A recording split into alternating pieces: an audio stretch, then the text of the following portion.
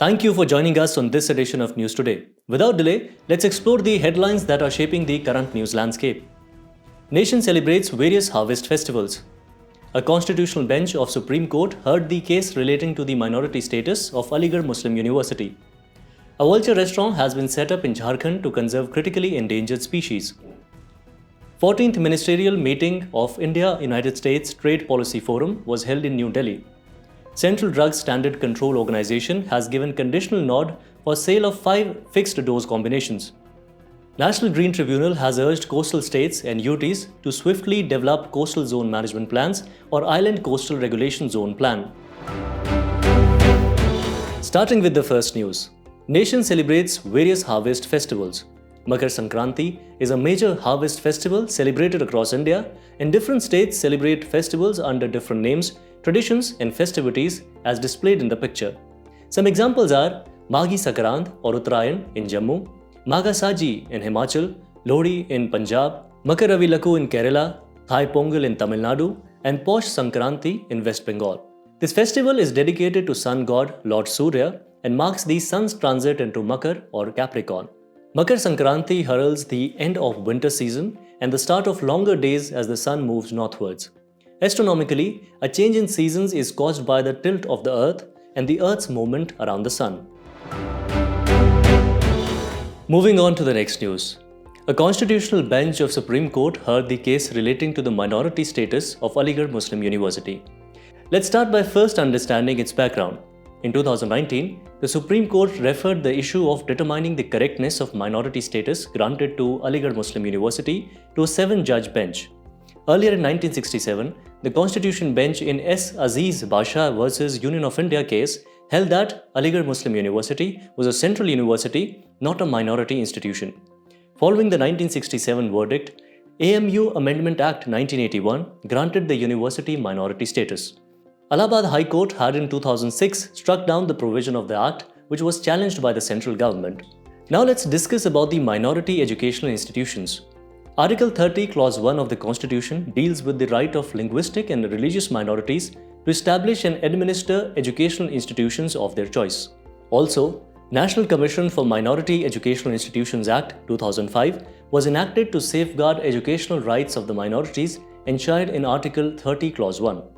The Commission is a quasi-judicial body and possesses powers of a civil court deciding questions relating to the status of any institution as a minority educational institutions.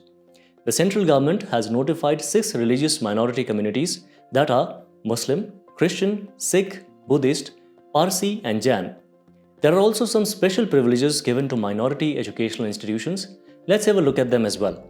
Under Article 30, Clause 1a, in case of acquisition of any property of an educational institution established and administered by a minority, due compensation to be provided. Minority educational institutions are not required to implement the reservation policies under Section 3 of Central Educational Institution Reservation and Admission Act 2006 as amended in 2012. Also, the Right to Education Act is not applicable to minority educational institutions, aided and unaided. A Vulture restaurant has been set up in Jharkhand to conserve critically endangered species. The restaurant has been established in Koderma district of Jharkhand to address adverse impact of livestock drugs, particularly diclofenac, on vultures. Vulture restaurant is an undisturbed area where non-toxic, poison-free meat and carcasses are provided for vultures and other scavengers.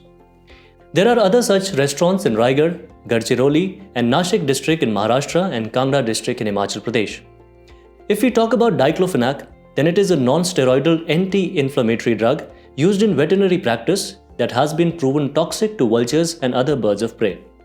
If we talk about vultures, then they are large carrion-eating birds found mainly in tropics and subtropics. 9 species of vultures are found in India. Out of them, 3 species are migratory, which are cinereous vulture, Griffon vulture and Himalayan vulture. They maintain a clean environment by acting as nature's garbage collectors and control the spread of wildlife diseases from rotting corpses. Now let's have a look at how different species of vultures are categorized in the IUCN Red List of Threatened Species. These species include, first let's look at the critically endangered species. These are white-rumped vulture, slender-billed vulture, Indian vulture and red-headed vulture. The Egyptian vulture comes under the endangered category. If we talk about nearly threatened species, then these are bearded vulture, cinereous vulture, and Himalayan griffon. Further, griffon vulture are categorized as least concern. They are protected under Schedule 1 of Wildlife Protection Act 1972, loss of natural habitats due to human activities, food scarcity, population decline due to exposure to drug diclofenac, and electrocution by power lines pose a threat to vultures. Now let's have a look at some vulture conservation initiatives, which include ban on veterinary use of diclofenac in 2006, ketoprofen and eclofenac in 2023, action plan for vulture conservation in India 2020-25, and establishment of Vulture Conservation Breeding Centre in Pinjore, Haryana. Moving on to the next news. 14th Ministerial meeting of the India-United States Trade Policy Forum was held in New Delhi. Established in 2005, Trade Policy Forum is a platform for continuous engagement between two countries in the area of trade and to enhance bilateral trade and investment relations. Let's start by looking into the key outcomes of the meeting. Joint facilitative mechanism will be established to mitigate non-tariff barriers. Joint facilitative mechanism will focus on mutually recognizing outcomes from international laboratories and establishing bilateral mutual recognition arrangements whenever feasible. This would eliminate duplicative testing requirements and reduce compliance costs for trade in high-quality goods. The agreement discusses the Social Security Totalization Agreement, which will give social security to Indian professionals working in the US. During the meeting, India's interest in restoration of its beneficiary status under US Generalized System of Preferences program were reiterated. Generalized System of Preferences is the largest and oldest US trade preference program to promote economic development by allowing duty-free entry for thousands of products from designed beneficiaries countries. If we talk about Indo-US trade relations, then US is India's biggest trading partner in 2020-23, with bilateral trade standing at $128.55 billion. During 2020-23, the US was the third largest source of FDI into India. With blooming relations, there are also some challenges in India-US trade ties, which are US removing India's generalized systems of preferences in 2019, the tightening of H-1B visa norms, and the US perceiving India's Atmanirbhar Bharat initiative as a protectionist move. There are also some initiatives to boost trade potential, which include India-US Commercial Dialogue, US-India Business Council, and India-US Economic and Financial Partnership. In our next news, Central Drugs Standard Control Organization has given conditional nod for sale of 5 fixed dose combinations. The organization asked drug makers to produce post-marketing safety and efficacy data on 3 fixed dose combinations, or FDCs, and to change dosage and information labels in other 2 FDCs. These 5 FDCs are part of 344 drug combinations that the government had first banned in 2016. If we talk about the Central Drugs Standard Control Organization, then it is responsible for approval of drugs, conduct of clinical trials, and laying down the standards for drugs under Drugs and Cosmetics Act 1940.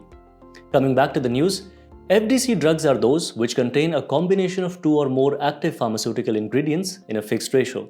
It may be administered as single-entity products given concurrently or as a finished pharmaceutical product. Now let's have a look at the regulations for FDCs in India. Rule 122E of Drugs and Cosmetics Rule 1945 consider FDCs of 2 or more drugs as new drugs even if they have been approved individually for certain claims. In 2022, Central Drug Standards Control Organization also released a draft policy for approval of fixed dose combinations. Now let's also understand about the advantages of fixed dose combinations, which include increase patient acceptance, which means fewer tablets to swallow. Next is increased health worker compliance, meaning fewer tablets to handle. Third is easier drug management. Fourth one include lower risk of misuse of single drugs. And the last one contributes to lower risk of emergence of drug resistance. There are also some issues related with FDCs, which are existence of unlimited brands of FDCs with different permutations and combinations leads to confusion rather than guiding the prescribing doctor. Also, there are increased chances of adverse drug effects and drug interactions compared with drugs given individually. The difficulty in identifying active ingredients responsible for drug reaction in patients and concerns with development of drug resistance due to the combination used further add-ons to the challenges. Moving on, NGT has urged coastal states and UTs to swiftly develop Coastal Zone Management Plans or Island Coastal Regulation Zone Plan. The National Green Tribunal directed the Ministry of Environment, Forest and Climate Change to ensure prompt preparation of coastal zone management plans or Island Coastal Regulation Zone Plan by states and UTs in line with Coastal Regulation Zone Notification 2019. Only Odisha, Karnataka and Maharashtra have developed the CZMP or ICRZP as per the notification. Additionally, Great Nicobar and Little Andaman Islands are the only ones that have approved the Island Coastal Regulation Zone Plan.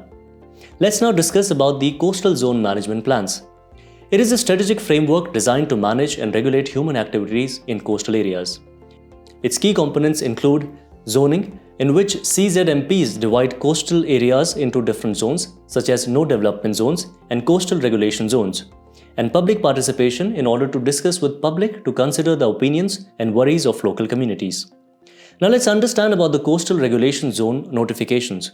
The Ministry of Environment, Forest and Climate Change under Environment Protection Act 1986 issued Coastal Regulation Zone Notification 1991 for regulation of activities in coastal areas.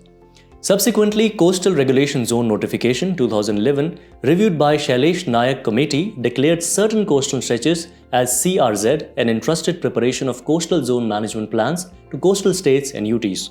Coastal Regulation Zone Notification 2019, which superseded 2011 notification, advocated for revision or updation of CZMPs. And the Island Coastal Regulation Zone Notification 2019 superseded Island Protection Zone Notification 2011. Further, let's understand about the categorization of Coastal Regulation Zone through a table. First is CRZ 1A, under which comes ecologically sensitive areas like mangroves and salt marshes. Then comes CRZ 1B, which includes the intertidal zone, that is area between low tide line and high tide line. Third is CRZ 2, which have developed land areas within municipal limits or urban areas. Fourth is CRZ3 with land areas that are relatively undistributed like rural areas and those which do not fall under CRZ2. Fifth is CRZ4A, which has area between low tide line up to 12 nautical miles on the seaward side. At last, CRZ4B, which is applicable on tidal influenced water bodies. The place in news for today is Cabo Verde with its capital Praia. It is in news as it has been certified as malaria-free by WHO, becoming the third African country to achieve this status after Mauritius and Algeria. Talking about its political features, then the archipelago lies around 500 kilometers off the west coast of Africa in the Atlantic Ocean. The country has no direct neighbors. The former Portuguese colony comprises 10 islands and 5 islets. If we talk about its geographical features, then the archipelago is volcanic in origin. Its highest point is Pico do Fogo and has a tropical climate type. As we conclude today's main news, let's have a look at some quick updates. The Delhi High Court ruled that foreigners cannot claim the right to reside in India under Article 19, Clause 1E of the Constitution of India. The article grants the right to reside and settle in any part of territory of India as a fundamental right under right to freedom. Kerala Drug Control Department has launched Operation Amrit to prevent overuse of antibiotics in the state. It aims to detect over-the-counter sale of antibiotics without doctor's prescription. In 2018, Kerala became the first state in India that came up with Kerala Antimicrobial Resistance Strategic Action Plan, which is aligned with India's National Plan on AMR. South Africa accused Israel of violating Genocide Convention at the United Nations International Court of Justice. Genocide Convention, officially known as Convention on the Prevention and Punishment of the Crime of Genocide.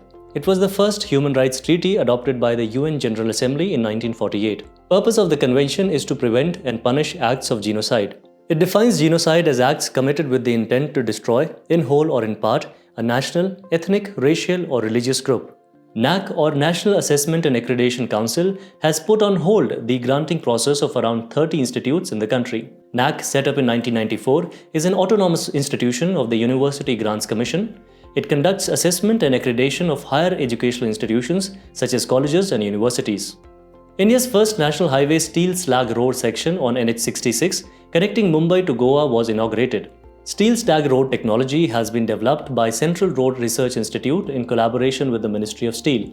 Steel slag, a byproduct of steel making, is produced during the separation of molten steel from impurities in steel making furnaces. It reduces waste generated by steel industry and is cost effective. It also improves strength, durability and environmental sustainability. The National Green Tribunal has served notices to southern states over reduction of green cover in the Kaveri Basin over the past 5 decades. The basin extends over states of Tamil Nadu, Karnataka, Kerala and Union Territory of Puducherry. Kaveri River rises in Brahmagiri range of Western Ghats in Karnataka. The river makes second biggest waterfall in India, known as Shiv Samudram Falls. Pench Tiger Reserve in Maharashtra becomes India's first international dark sky park for protecting the night sky, preventing light pollution and promoting astronomy.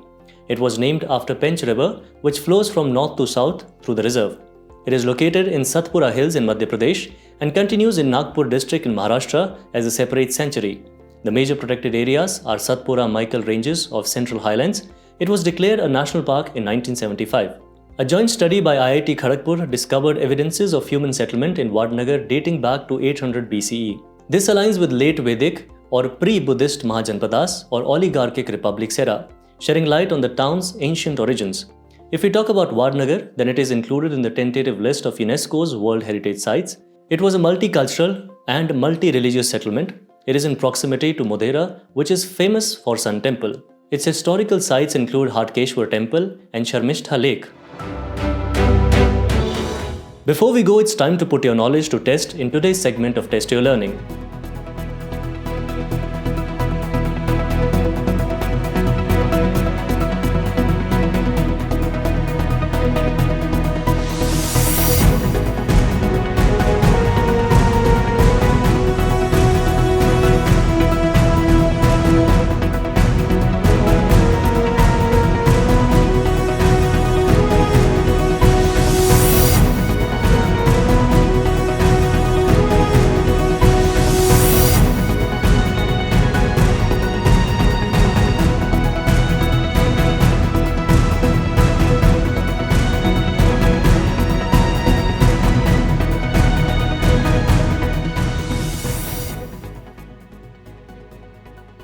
Thank you for joining us. We hope you have enjoyed this edition of News Today.